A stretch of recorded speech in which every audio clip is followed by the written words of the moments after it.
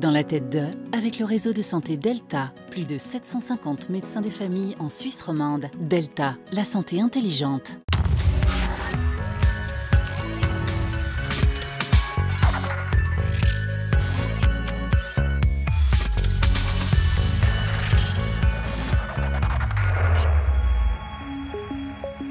La cellule d'un bunker, un lit, une table. Cette femme, comme 5 autres volontaires, a accepté d'y passer 48 heures. 48 heures d'isolement complet dans le noir et sous l'œil d'une caméra infrarouge.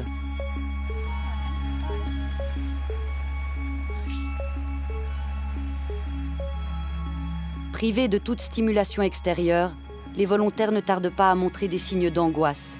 Et pour certains, l'angoisse fait très vite place à des hallucinations. God, this is weird. I hope someone can hear me. I'm hallucinating. There's a snake there. She's just going along.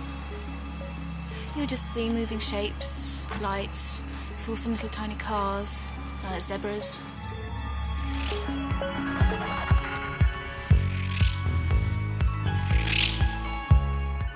Bonsoir. Les images que vous venez de voir sont tirées d'une expérience interdite pour des raisons éthiques. En 2008, le psychologue anglais Ian Robbins, connu pour sa prise en charge d'ex-prisonniers de Guantanamo, a passé outre cette interdiction. Son but, déterminer les effets de la solitude et de la privation sensorielle sur une personne ordinaire. Vous avez pu vous en rendre compte par vous-même, se retrouver dans l'isolement total s'avère extrêmement compliqué pour le cerveau humain.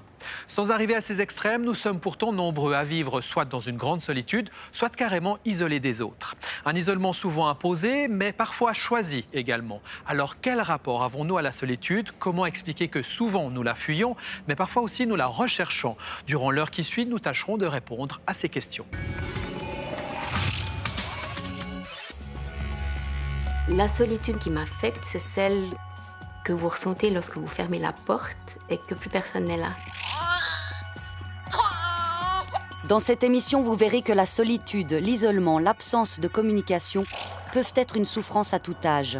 Là, t'es dans ta bulle, sauf que ta bulle, elle est blindée, on peut pas te toucher. Et puis, vous ressentirez ce qu'éprouve une personne rejetée par le groupe. Personne n'a mis votre prénom sur les papiers. Vous découvrirez également que pour certains, la solitude est une sorte de drogue. Pas toujours très agréable d'ailleurs. Mais putain, qu'est-ce que je fous là, quoi? Mais qu'est-ce que je fous là?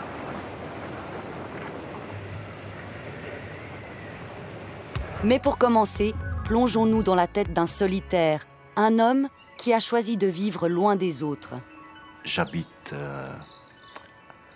dans la forêt, dans une petite clairière au-dessus de Peseux, dans la forêt de Pierre-Gelée.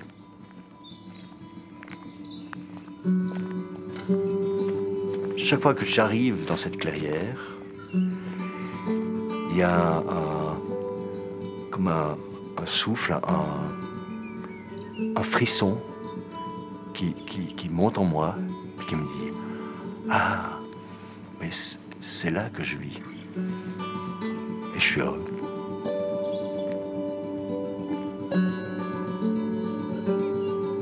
Je vis dans cette ferme, seul, depuis 18 ans et quelques mois.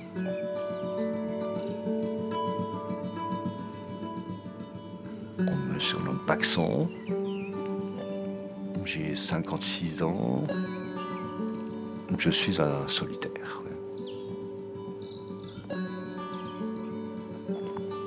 C'est pas un défi pour moi de vivre seul, parce que j'ai pas tellement peur de vivre seul. Donc c'est pas quelque chose qui me met à l'épreuve. Mais par contre, par dépit, parce que ce qui me met à l'épreuve, c'est de vivre ma condition comme je peux dans cette société qui aimerait me voir peut-être dans une autre condition, plus conventionnelle, on va dire, plus assurée, plus qualifiée, plus installée, plus...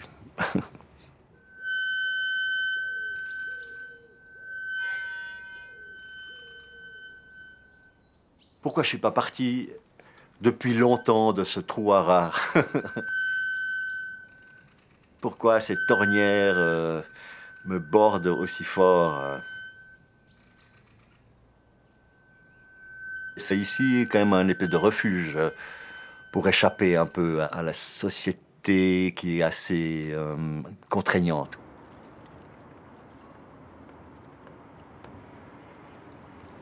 En fait, on n'échappe pas. On essaie de fuir, mais on n'échappe pas à cette société. Si on veut échapper, on meurt en fait. Donc c'est une façon d'échapper, mais en fait on n'échappe jamais. On prend distance. On prend cette espèce de distance qui nous permet d'être face à la société et d'être quand même un peu soi-même.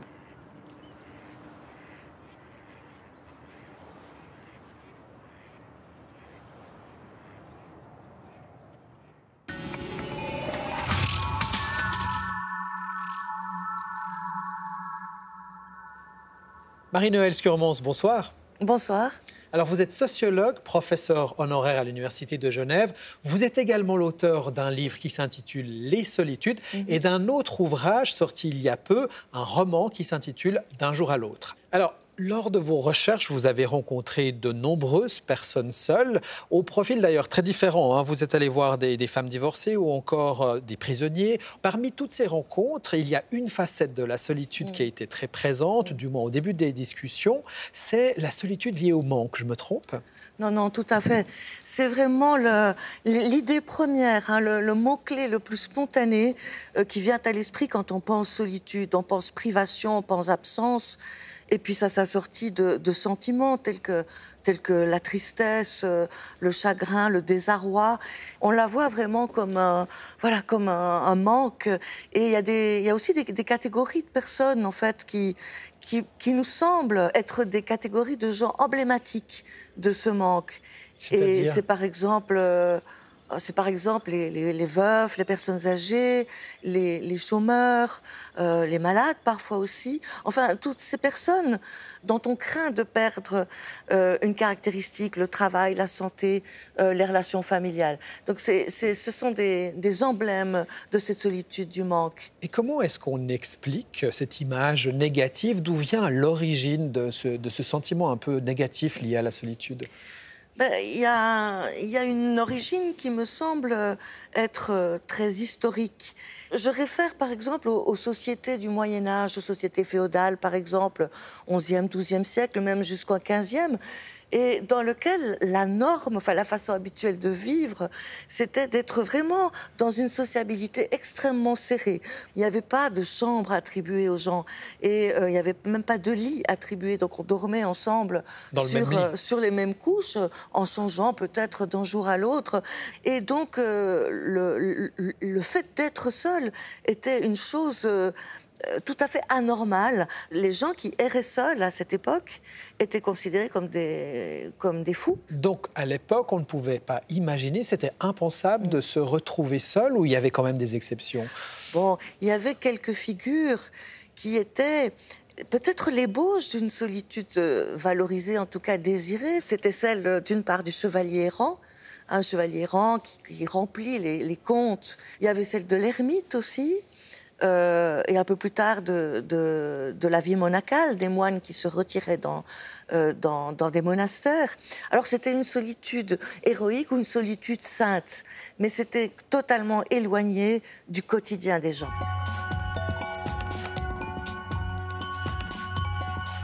Il y a donc une origine historique à la mauvaise image qu'on attribue à la solitude.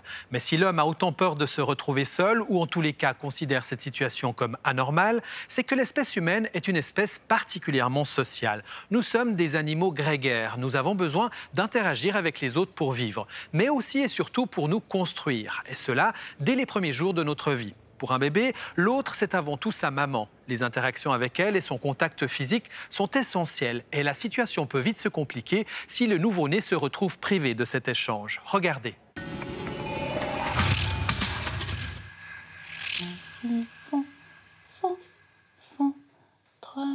Une maman, volontaire, jouant avec son enfant.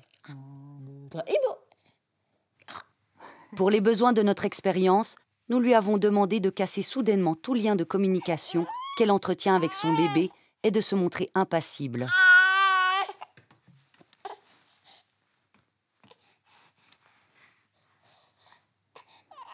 Désemparée, l'enfant essaye par tous les moyens de réinstaurer une communication avec sa maman.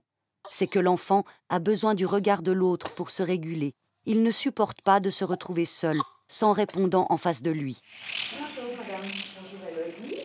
Ces interactions sont essentielles à l'enfant, comme l'avait montré à l'époque le psychologue Blaise Pierre-Imbert dans cette expérience dite de la situation étrange. Élodie et sa maman sont installées dans une pièce. Une personne inconnue y pénètre. L'enfant, là, est légèrement perturbé par la présence de cette personne. Maintenant, Élodie s'est mise tout près de la mère pour observer la personne inconnue. Et là, la maman d'Élodie va tenter de sortir de la pièce.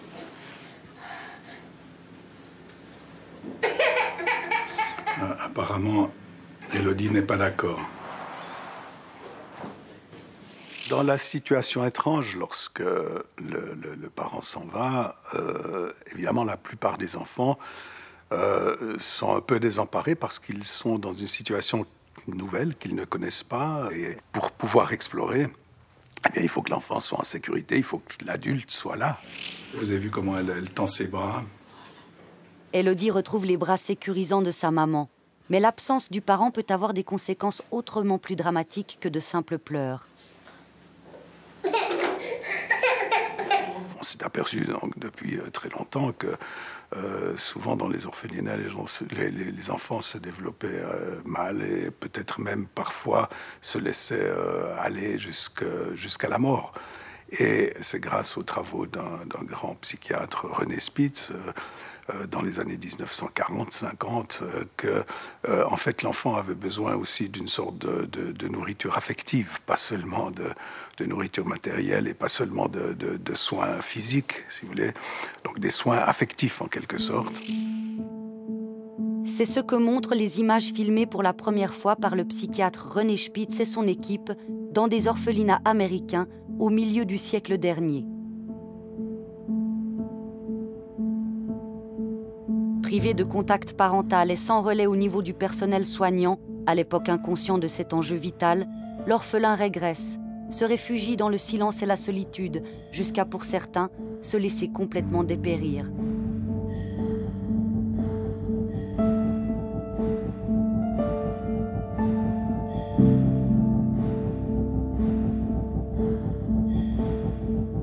L'enfant a ce besoin, disons, de se sentir en sécurité, pour pouvoir assumer son autonomie, pour pouvoir partir explorer, etc. Et je pense que ça, c'est la chose importante, c'est-à-dire que l'enfant ait cette possibilité-là, donc de s'appuyer sur l'autre, sur les autres, pour pouvoir ensuite s'émanciper, en quelque sorte.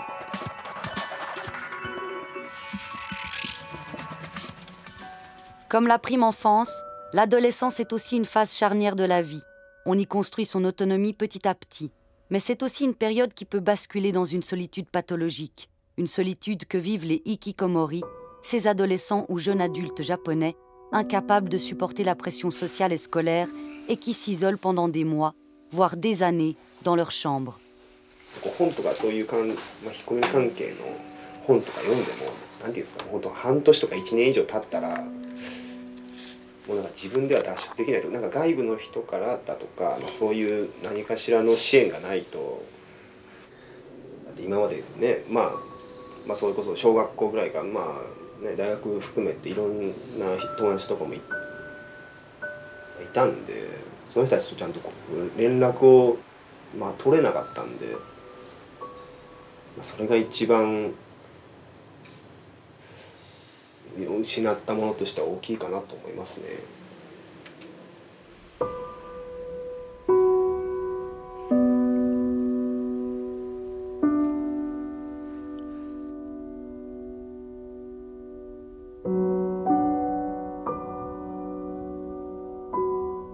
Le phénomène ne concerne plus uniquement la société japonaise.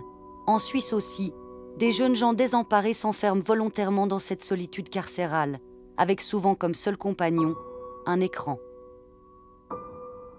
Ici, ce que j'ai pu voir, c'est des jeunes qui se sont, depuis des mois déjà, parfois plusieurs années, complètement retirés dans leur chambre et qui vivent dans un huis clos avec un parent. La plupart du temps, c'est la mère.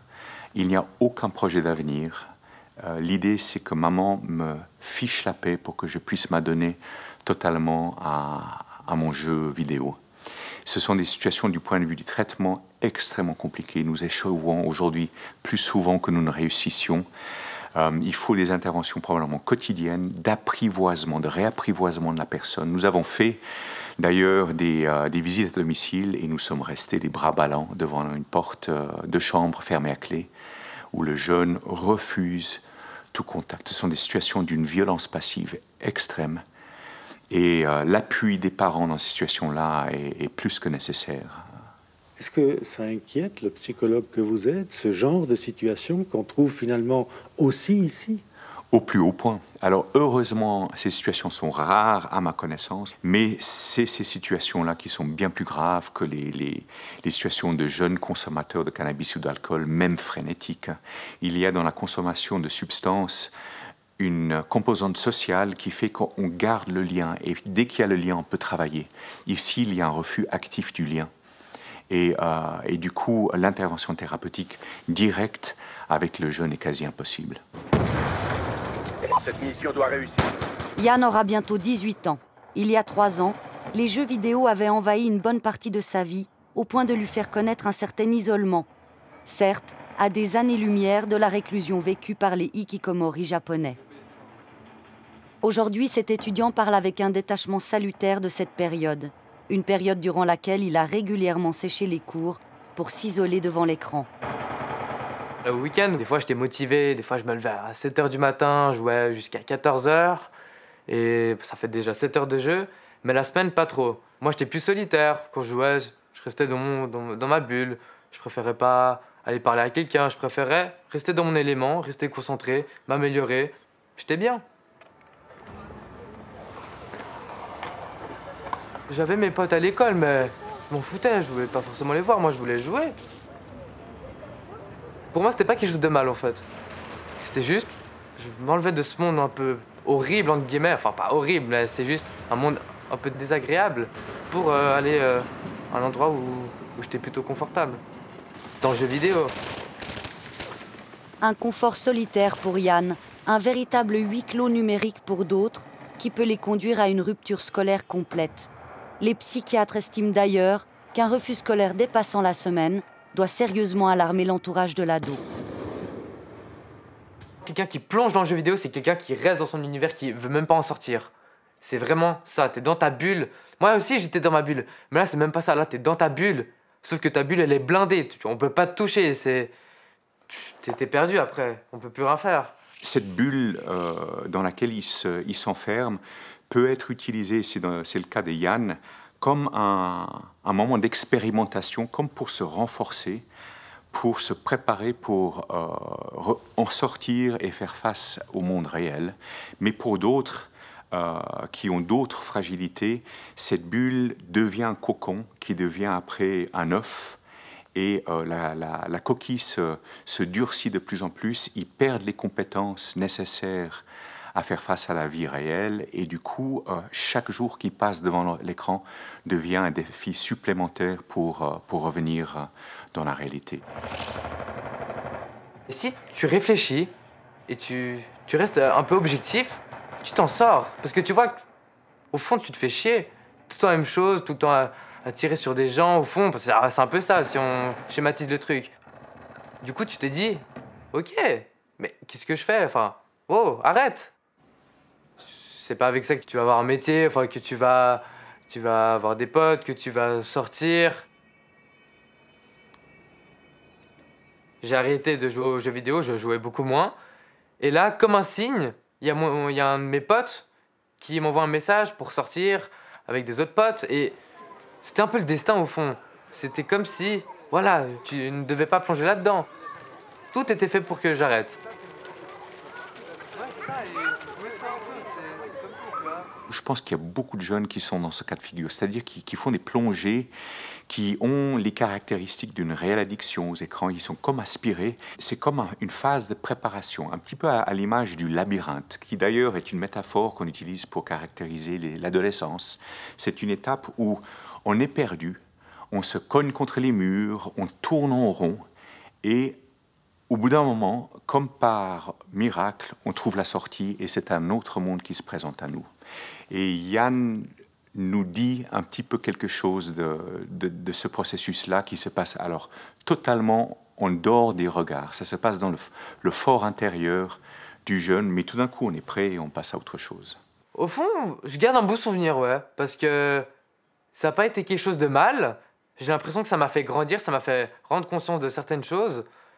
Ça m'a rendu conscient que, voilà, tu peux pas rester toute ta vie en boucle sur quelque chose. Tu peux pas, tout simplement. Et voilà, il y a tout qui a changé après.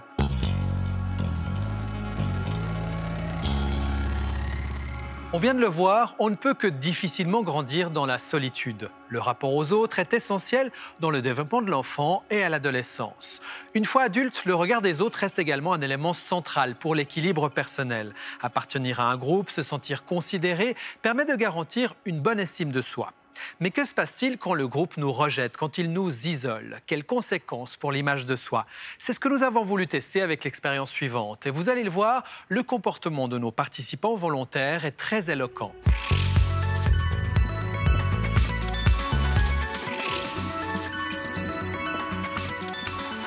Neuf volontaires ont accepté de se prêter au jeu. Le but de l'expérience ne leur a pas été communiqué, mais il s'agit ici de déterminer les effets du rejet d'un individu par le groupe. Venez seulement, postulez-moi simplement. Pour réaliser notre expérience, nous nous sommes inspirés de celle de la psychologue américaine Jean-Marie Twenge, menée en 2003 aux États-Unis.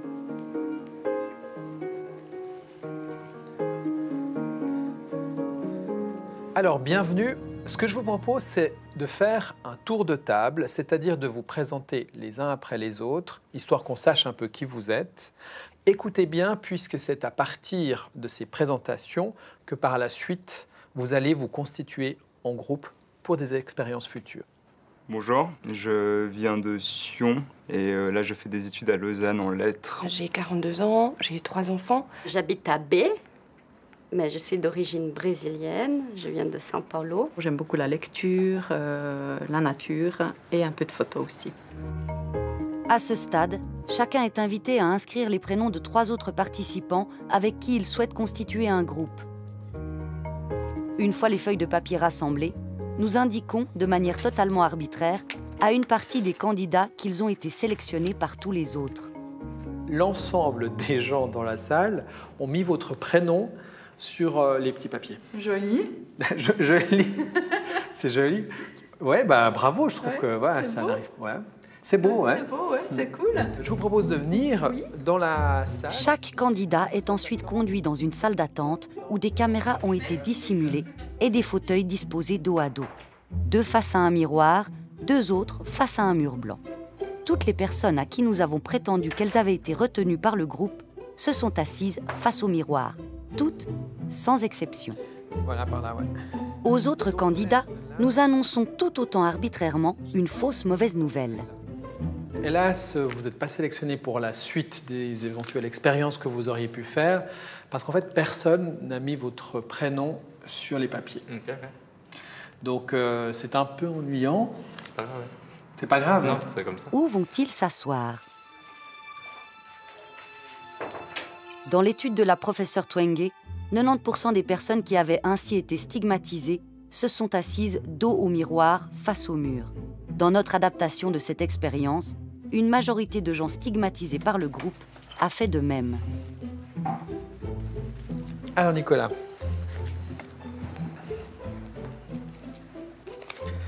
En fait, donc, je vous ai dit que personne n'avait mis votre nom sur les petits papiers, ouais. Mais je vous ai un peu menti. C'était faux. C'était faux, ouais. Pardon? Vous êtes tordu. Un peu, ouais, c'est vrai. Sur le moment, quand je vous ai dit non, enfin que personne ne vous avait... Ouais, bah j'étais déçu. Ouais, ça fait un peu un choc, je m'attendais pas que vous disiez ça. Ça fait quoi, en fait? Bah ouais, je sais pas, ça fait se sentir seul, sans personne, ouais. Que personne pas t'aime, mais te regarde même pas, ouais. L'impact du rejet social dans un contexte des plus banals. C'est ça qui me touche, en tout cas dans cette expérience, c'est quand on réunit des gens qui ne se connaissent pas du tout, avec des enjeux absolument minimes, que ça a un impact réel sur les comportements qui vont en suivre, notamment dans le regard qu'on porte sur soi, et cette fois-ci très réel, c'est le reflet du miroir, et qui est refusé dans le cas de personnes qui se sont vues rejetées d'une situation de groupe, et au contraire qui est accepté dans les situations où les participants à l'expérience sont acceptés comme membres appréciables d'un groupe. Personne n'a mis votre prénom sur les fiches. D'accord. Donc c'est un peu ennuyant, mais comme c'est important pour nous que les gens s'entendent, du coup on ne peut pas continuer avec vous, quoi. Eh ben c'est pas grave. C'est vrai? Ben, on fera pour une prochaine fois, une autre expérience. Ouais, je suis désolé. Ça marche. On a tous envie quelque part de se faire aimer, d'être aimé. Et du coup là on se remet en question en se disant qu'est-ce qui s'est passé, est-ce que j'ai fait quelque chose de mal? Voilà. Je suis désolé, mais c'est vraiment un truc important pour nous que les gens aient un feeling au départ. Ça marche. L'instinct, la situation a fait que je me suis dirigé pas vers les miroirs, mais plutôt vers le côté des étagères, où je pense, à mon avis, du coup, après réflexion, où j'avais pas forcément envie de me voir avec moi-même, je pense. Cette part où on veut se cacher. On s'est senti rejeté, donc on n'a pas envie qu'on nous voit, quoi. Il y a comme un gel des émotions et un refus du renvoi de l'image à soi pour pouvoir juste encaisser le choc du refus lui-même. Notre image de nous-mêmes dépend de l'autre.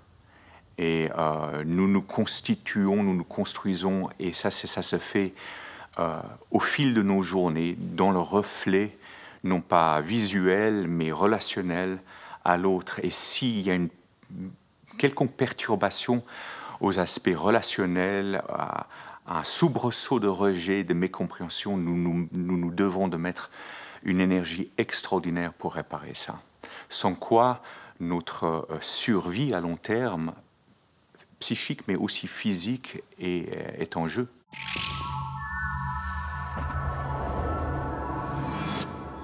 Plus d'une centaine d'études dans le monde entier répertorient les conséquences physiques de l'isolement social. Augmentation de la pression artérielle, affaiblissement du système immunitaire, variation glycémique. Selon les travaux du psychologue John Cacioppo de l'Université de Chicago, la solitude augmenterait même le risque de décès prématuré de 19% chez les personnes âgées. La solitude peut donc avoir des conséquences néfastes pour la santé. Un constat peu réjouissant, surtout lorsque l'on sait que près de 40% des ménages recensés en Suisse romande sont composés de personnes seules. Des proportions encore plus élevées dans les cantons citadins comme Genève. Selon l'Observatoire de la santé publique, d'où proviennent ces statistiques, un tiers de la population suisse affirme souffrir occasionnellement d'un sentiment de solitude. À ce stade, il faut tout de même préciser que les effets de la solitude ne sont pas les mêmes si celle-ci est choisie ou alors imposée par des situations de vie que beaucoup d'entre nous redoutent.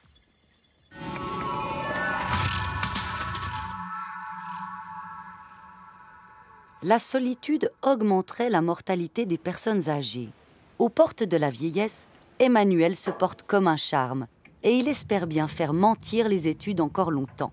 C'est que sa solitude à lui, elle ne lui a pas été imposée par l'âge ou l'exclusion. Il l'a délibérément choisie. Seul au cœur de la forêt, entre ses murs vétustes, cet ancien habitué des squats et de la scène alternative se sent à l'abri de la frénésie de la vie.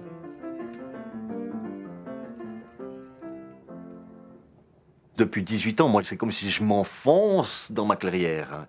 C'est-à-dire, les arbres grandissent et je suis de plus en plus dans un trou. Hein. Et j'aime cette clairière, ouais, bien sûr. Ouais. Dans sa ferme, sans eau courante et sans électricité, cet ancien étudiant en théologie construit des décors de théâtre pour vivre.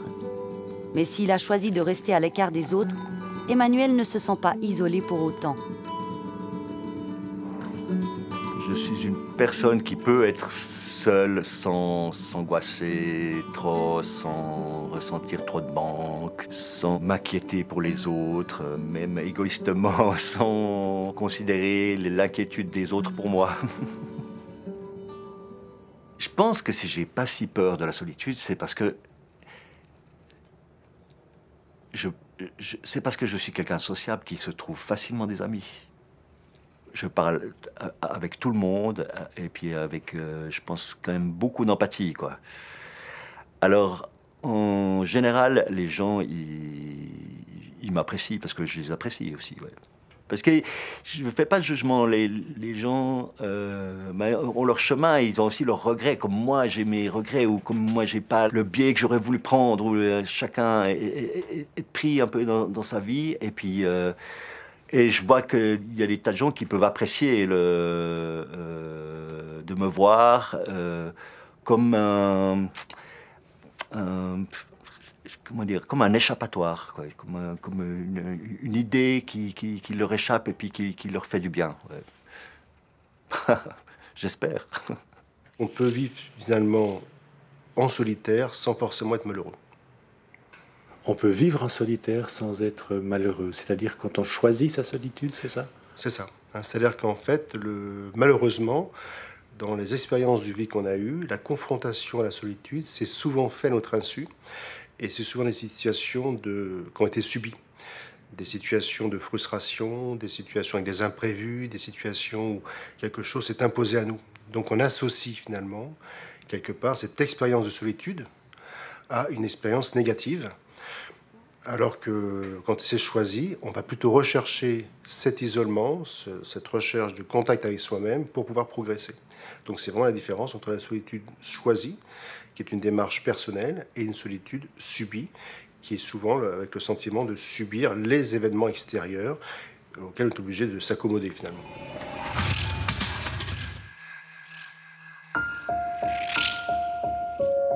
Des événements extérieurs, Michel en a subi un, cruel, dont elle n'arrive pas à se remettre. J'écris à mon mari. J'écris mes pensées, mes douleurs, ma solitude. Moi, je suis seule intérieurement. J'ai connu mon mari, j'avais 24 ans.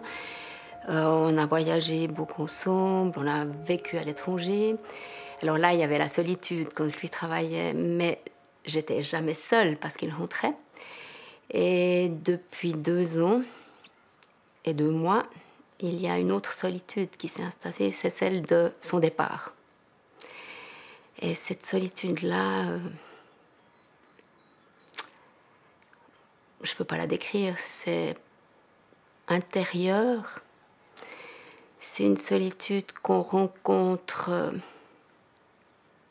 une fois dans sa vie, quand on se retrouve face à la mort de l'être cher ou de la personne qui partageait votre vie. Et c'est ce qui m'est arrivé. Le mari de Michel est mort 3 jours après une intervention chirurgicale planifiée. À la souffrance provoquée par le décès soudain, s'est ajoutée celle de la solitude, malgré un entourage familial et des amis très présents.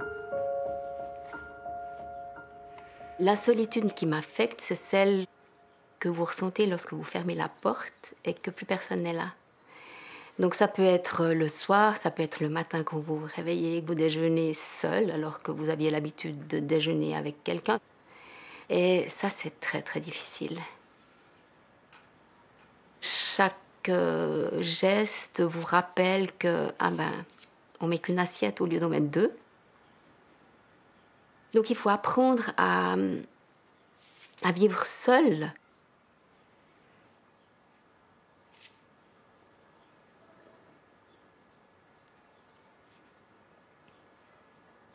Vous avez l'impression que tout s'arrête. Pour moi, pendant pratiquement 6 mois, tout s'est arrêté. Mais vraiment. Ma vie n'avait plus aucun sens, plus aucune valeur. c'était juste un gouffre et vous dites, je dois aller jusqu'au bout. Je suis allée jusqu'au fond. Et un matin, je me suis dit, tu peux pas continuer comme ça. Les gens qui t'aiment autour de toi vont se dire, mais on peut plus rien faire pour elle. Donc, on choisit ou on se laisse couler, ou alors on se dit, non, stop, maintenant, je me reprends en main.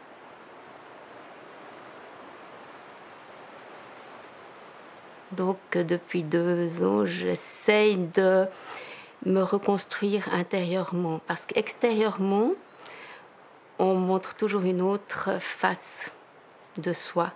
Celle qui va rigoler, qui va aller de l'avant. Parce qu'on vous dit toujours qu'il faut aller de l'avant malgré ce qui t'arrive.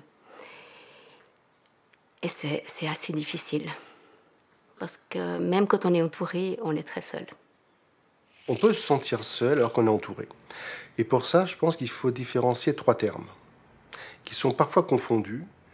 Ce sont 1, le fait d'être isolé socialement, 2, le fait de vivre seul, et 3, le sentiment de solitude. Les 2 premiers, vivre seul et être isolé socialement, correspond à un fait objectivable. Vivre seul, ça veut dire quoi? Ça veut dire être célibataire, être divorcé, par exemple, ou être veuf. Voilà, en fonction de l'âge. Il y a des personnes célibataires qui sont très heureux, des personnes divorcées qui sont très heureuses d'avoir divorcé, et des personnes veuves qui finalement ont fait le deuil et finalement arrivent à avoir une vie épanouie après. Donc on voit bien qu'il n'y a pas de lien direct entre le fait de vivre seul et le fait de souffrir de solitude. Et le sentiment de solitude, justement, témoigne de ça. C'est le sentiment qu'on va donner à une expérience, en fait. Et très souvent, malheureusement, quand on éprouve cette souffrance lié à la perte de l'autre, on s'arrête là et on se dit, si je souffre, ça veut dire je suis incapable de vivre, ça veut dire j'ai pas fait ce qu'il fallait, ça veut dire je pourrais jamais retrouver quelqu'un avec qui je pourrais me construire. Et ça, c'est une interprétation fausse de la souffrance. C'est pas le but. Le but, c'est justement d'intérioriser cette absence pour que l'être aimé continue à vivre à l'intérieur de nous. C'est en forêt, par de longues balades, sur ces sentiers autrefois arpentés à 2, que Michel tente d'apaiser sa souffrance. Une souffrance que désormais elle combat aussi à travers son activité bénévole au sein de Asnova, une association d'aide aux familles en deuil, dans l'espoir de retrouver un jour un peu de sérénité. Cette sérénité, je ne l'ai pas encore trouvée. J'espère qu'un jour, j'arriverai à me dire, je prends une tasse de café, je regarde les dos du midi et je me sens vraiment en paix avec moi. J'ose espérer qu'un jour, je me dirai oui, enfin.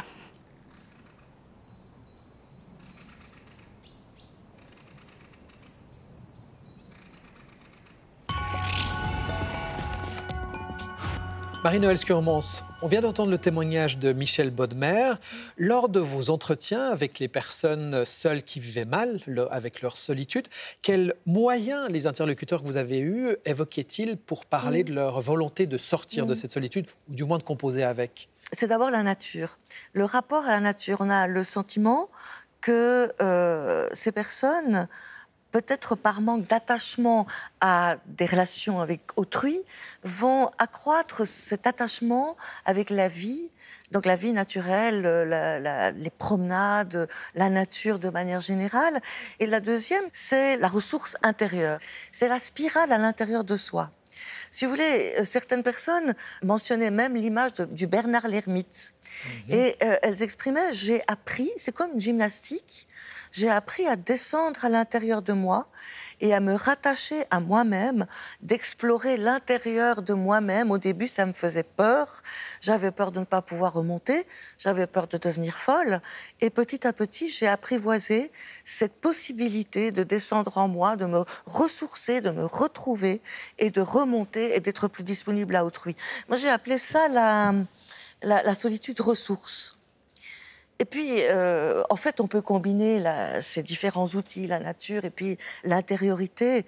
Il y a quelque chose qui m'a aussi beaucoup frappée, qui combine ces deux. C'est ce que j'ai appelé cette fois la solitude outil, parce que ça consiste à accentuer la solitude. Au lieu de lutter pour en sortir, pour la dépasser, pour éradiquer une situation de solitude, on va au contraire l'approfondir, l'accroître, un petit peu comme si on voulait toucher le fond. Mais c'est pour mieux rebondir, en fait. C'est pour mieux rebondir, c'est pour mieux... D'abord, avoir développé ce rapport à soi, ce rapport à la nature, s'être ressourcé, s'être renforcé dans son être aussi, dans sa personnalité, dans sa force intérieure. Et les personnes, à ce moment-là, se rendent compte qu'elles sont plus capables de recréer du lien suite à cette accentuation de l'expérience de solitude. Le regard des autres sur les personnes seules, est-ce qu'il est important ? Mais il est fondamental. Je peux donner un petit exemple. Une étudiante, je me souviens très bien qu'elle me disait je n'ose pas manger seule à la cafétéria parce que j'ai peur que les autres pensent que je n'ai pas d'amis. Vous voyez comment se fabrique une situation, un regard, je vais être perçue comme, entre guillemets, un petit peu anormal. Pourquoi sommes-nous si nombreux à ne pas aimer manger seul au restaurant ? Pourquoi le regard des autres sur les personnes seules est-il si négatif ? Pour le savoir, nous avons convié 6 volontaires à une expérience simple mais fort efficace. Alors bienvenue, merci d'être là. Ce que je vais vous demander, c'est de me donner 6 mots que vous associez spontanément et sans réfléchir au mot solitude. Allez-y, vous avez 30 secondes.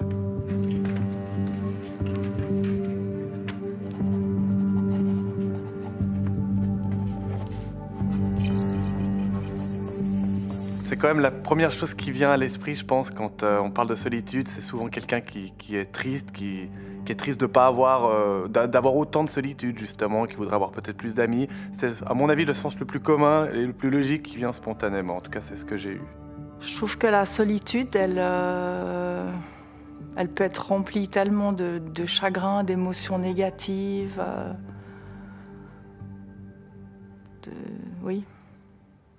de vide.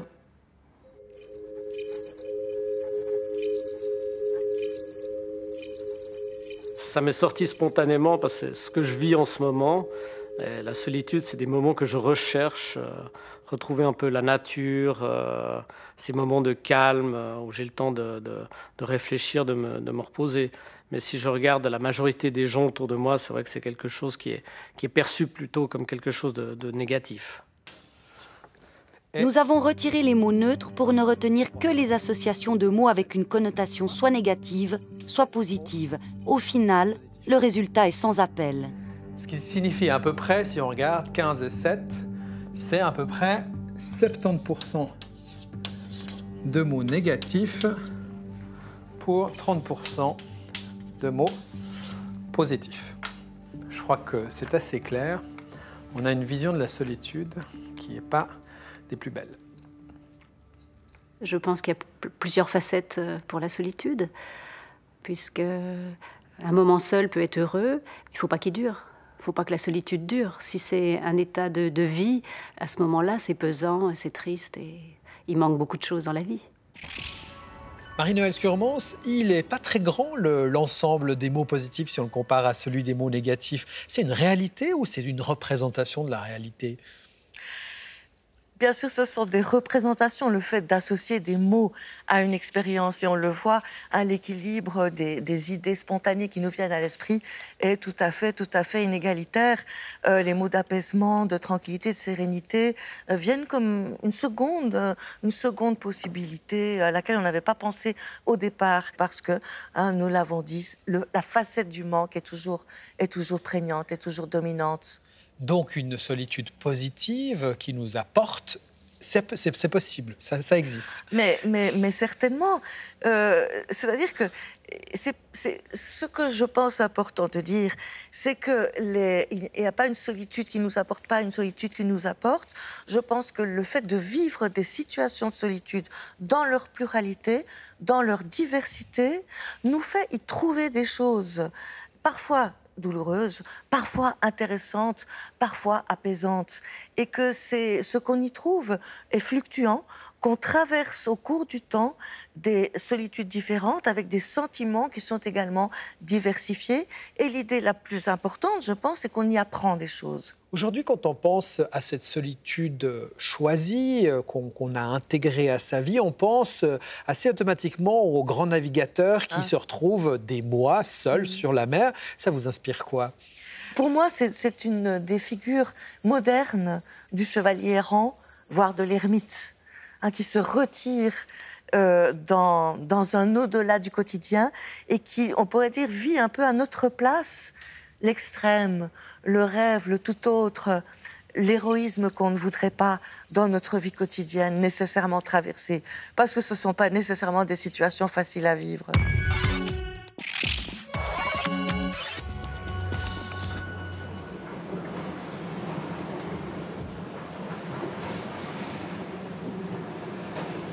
Mais t'es trop beau pour être vrai, quoi.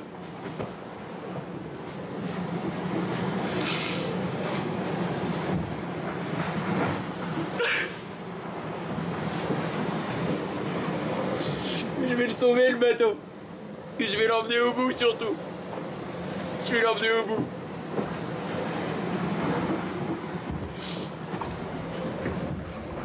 Alan Roura, seul sur un océan déchaîné. Un de ses 2 safrans, les gouvernails de son bateau, vient d'être explosé par un objet flottant. La coque est percée, le voilier prend l'eau. Le navigateur suisse de 23 ans qui participe à son premier Vendée Globe réussira in extremis à réparer les dégâts en pleine tempête, au péril de sa vie. Quand il y a des mauvais moments, des moments de peur ou de doute, parce que voilà, quand on est tout seul, le doute revient assez souvent, et c'est de se dire, ok, j'ai peur, ok, j'en ai peut-être un peu à la casquette d'être là, mais c'est ce que je voulais. Je suis venu chercher cette peur, je suis venu chercher tous ces doutes, cette crainte, comment dire, ouais, ce frissonnement en fait qu'on a à travers le corps quand on est tout seul sur l'eau, parce que tout est possible.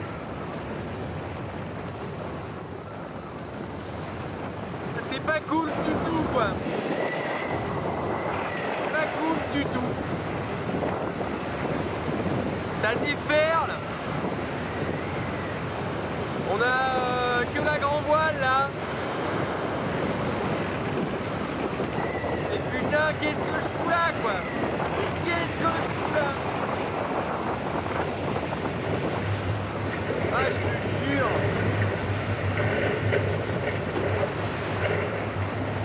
Il y a cette part de solitude où on devient un peu fou. On a tendance à se parler tout seul, à parler à son bateau, mais ça c'est normal. Et puis il y a cette peur de retourner à terre. On a peur de retrouver la vie normale en fait et de se sentir différent des autres.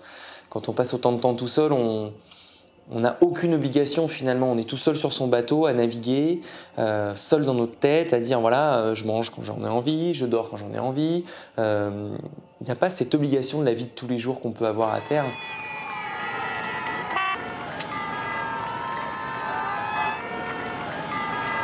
Alan Roura a terminé 12e de la compétition.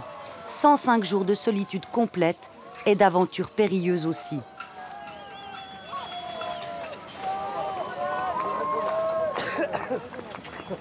On n'est pas certain de rentrer en fait. On part sans savoir si on va revoir sa famille, ses amis, ses proches. Donc on signe un papier à beau risque et péril au départ de chaque course. Et c'est ce qui fait la beauté en fait de ces aventures. Le souvenir de ce qui aurait pu tourner au drame n'empêchera pas le skipper suisse d'être au rendez-vous du prochain Vendée Globe. À Lorient, il prépare d'ailleurs son nouveau bateau pour participer à l'édition 2020 de ce tour du monde sans escale, sans assistance et en solitaire. J'aime beaucoup la solitude, j'en ai besoin. J'ai des phases où j'ai besoin d'être seul sur l'eau, parce que je trouve que la mer, elle apporte ce côté de liberté et de solitude qu'on n'a pas forcément ailleurs, qu'on n'a pas ailleurs, du moins c'est ce que je ressens. Oui, j'en ai besoin, effectivement, donc ça... Ouais, c'est addictif, c'est une drogue, ouais, c'est une drogue, effectivement, malheureusement. On ne désire la solitude qu'à partir du moment où l'on sait que nous ne sommes pas vraiment seuls et que l'on accomplit donc des pas de côté qui, à chaque fois, engagent une conscience, la conscience que, de toute façon, on reviendra à un moment parce que soit l'expérience qu'on a voulu accomplir est terminée, soit on se rend compte que la solitude, de toute façon, est une chose difficile et qu'elle ne vaut qu'à partir du moment où elle permet de bien regarder la société que l'on a quittée avec un autre regard. Pour le poser, cet autre regard, le performeur marseillais Abraham Poincheval n'hésite pas à prendre de la hauteur. Perché sur une plateforme à 20 mètres au-dessus du sol, pendant 8 jours et autant de nuits, cet artiste revit le quotidien des stylites, ces premiers chrétiens qui s'isolaient dans une ascèse extrême, en haut de colonnes de pierre. C'est un regard sur l'espace dans lequel on est. On a beaucoup de temps à regarder les choses et ça c'est assez fort de voir les gens qui se déplacent sur une place, le quotidien d'un lieu, tout ça, et de s'apercevoir en fait comment ce lieu s'active, s'anime, comment au jour le jour il vit. Et puis aussi c'est le lien que ça crée aussi avec les habitants qui sont tout autour. Tout à coup les gens sont là et se disent « Ah mais il est là !» et donc ils passent un salut et puis ils s'échangent. Du coup ils échangent en bas. Et moi, j'entends pas toujours, mais du coup, c'est ça aussi qui est fort. C'est comment, en fait, ça crée une sorte d'onde de choc, je dirais, qui se propage dans la ville et qui agit, en fait, sur les habitants, sur leur quotidien. Abraham Poincheval est un spécialiste de l'enfermement de longue durée, dans des environnements pour le moins improbables. L'isolement et la solitude sont ses outils de création. J'ai un certain plaisir à ressentir l'enfermement, c'est-à-dire à le pousser à son maximum, à son paroxysme, jusqu'à ce que, par exemple, dans une pièce comme pierre, je sois totalement enfermé, c'est-à-dire que soit sculpté dans la pierre ma propre silhouette, donc je suis enfermé dans ma silhouette. Et oui, c'est quelque chose d'assez fort, en fait, qui se passe à ce moment-là.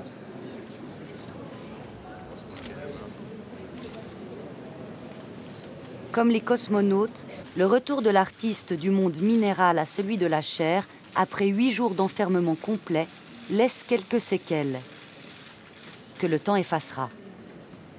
Ça crée un autre rapport à soi, un rapport à soi qui n'est qu'avec soi, ou qui est avec les éléments qui nous entourent, comme une pierre, ou d'être enfermé dans un ours naturalisé, ou des choses comme ça. Et du coup, j'ai besoin de cette expérimentation, cette expérience du réel, quoi, et de la durée. Je suis dans une sorte de léthargie, un peu comme un ours en hivernation, quoi. Et il fait chaud à l'intérieur ? Oui, il fait très chaud, ouais. Alors, je pense que je suis entre 20 et 30 degrés. Il y a une autre relation, une autre acuité aux choses qui se produit. Et du coup, la solitude, pour ça, est assez extraordinaire. Et puis, de toute façon, le cerveau, vous savez, il vous invente toujours des amis, hein, quand tout à coup il se sent trop seul. Hein. Il a toujours cette qualité de pouvoir inventer des personnes qui viennent vous voir alors qu'elles n'existent pas. Donc, c'est pas si gênant. La solitude créative est une solitude qui s'aménage, que le créateur fabrique pour les besoins de ce qu'il vise. Cet instinct, en quelque sorte, du nomade qui passe d'un monde à un autre caractérise, je crois, à bien des égards, le créateur qui, dans tous les cas, s'aménage une solitude volontairement. Il la désire parce qu'il sait que c'est la condition de la métamorphose qu'il veut accomplir. Sortir de la vie qu'il mène pour mener une autre vie et entrer en dialogue avec d'autres êtres, d'une manière ou d'une autre. De ce point de vue-là, la solitude est la condition sine qua non de la création, car lorsqu'on le crée, on entre de toute façon en dialogue avec d'autres mondes. Marie-Noëlle Scurmans, là, on vient de voir que la solitude fait partie intégrante du travail de cet artiste. Ça vous inspire ? Ça m'inspire. En fait, quand on est seul, on commence à voir, à sentir, à percevoir les choses avec plus de finesse. On n'est pas distrait par toutes les futilités qui, dans la vie quotidienne, nous entourent. Donc on est concentré sur l'être, sur ce qui se passe, sur ce qu'on voit, ce qu'on sent. J'ai quand même envie de dire qu'aujourd'hui, on sait malgré tout que la solitude, en tout cas imposée, n'est pas bonne pour l'humain. Les personnes qui sont seules ont une espérance de vie plus basse, sont plus fragiles face à la maladie physique et psychique. D'ailleurs, on fait tout pour que les aînés ne se retrouvent pas seuls. Vous pensez quoi de ça ? Mais oui, mais votre émission l'a évidemment très très bien montré.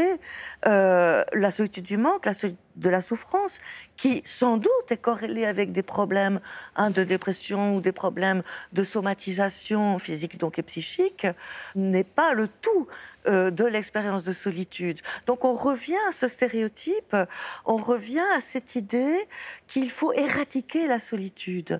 Ça revient à projeter notre crainte de la solitude sur le vécu de quelqu'un d'autre. Et ce que je dis aussi souvent, c'est que plutôt que de créer du lien, ou exclusivement en tout cas d'aller dans ce sens, il faut créer du sens. C'est-à-dire arriver à prendre conscience de cette diversité des possibles, des potentielles expériences de solitude et que nous avons traversées et que nous pourrions traverser, les mettre en lien, les mettre en dialogue et revenir à ce que nous en avons appris. D'ailleurs, vous dites, et ce sera le mot de la fin, que la solitude peut aussi être pleine en opposant cette idée à la solitude vide. Qu'est-ce que vous voulez dire par là? Oui, la solitude pleine, c'est la solitude qui est regardée en tant qu'expérience, qui est regardée, ressentie, non pas comme un état contre lequel on lutte, mais comme une histoire qu'on traverse. C'est quelque chose dont on va analyser, regarder aussi les traces en soi, les expériences, ce qu'on en a retenu. Les multiples facettes. Les multiples facettes, mais aussi qu'est-ce que j'ai appris de moi-même, qu'est-ce que j'ai appris de ma capacité à être avec moi et qu'est-ce que j'ai appris de ma capacité à être avec autrui. Je crois que c'est ça, les solitudes pleines. Les solitudes comme des morceaux d'histoire pleins de découvertes. Marie-Noëlle Skurmans, merci. Merci à vous.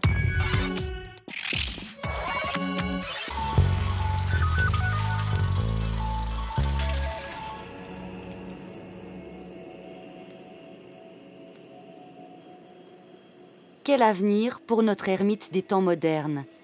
La ferme vétuste et isolée qui sert de refuge à Emmanuel depuis 18 ans est en passe d'être vendue. Il va devoir abandonner sa clairière. Ce coin, c'était, entre guillemets, comme une récompense. Ce coin de pierre gelée. Même si je résiste, je ne pourrais pas rester. Est-ce que vous allez devoir quitter votre vie solitaire en partant de là? Je ne vais pas devoir la quitter, non. Ce ne sera pas une obligation. Je pourrais peut-être encore être plus seul dans un coin plus retranché. Je ne sais pas. Aujourd'hui, elle représente quoi pour vous, cette solitude? La vie solitaire, c'est la liberté. Tout seul, je suis le seul à me voir, à me jauger, à m'aimer ou à me détester. C'est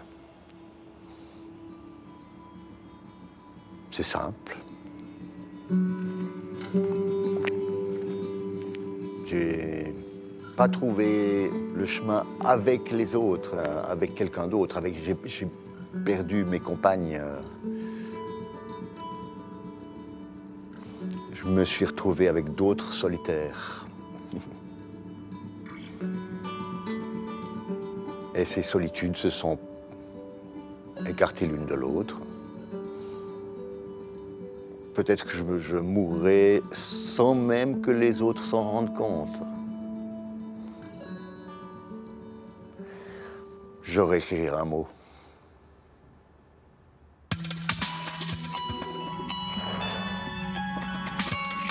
Voilà, Dans la tête de, c'est terminé pour ce soir. Si vous voulez voir ou revoir l'émission, elle est en tout temps disponible sur notre site Play RTS. Vous pouvez également nous laisser un commentaire à notre adresse mail ou sur notre page Facebook. Je me joins à toute l'équipe pour vous souhaiter une très belle soirée. À bientôt.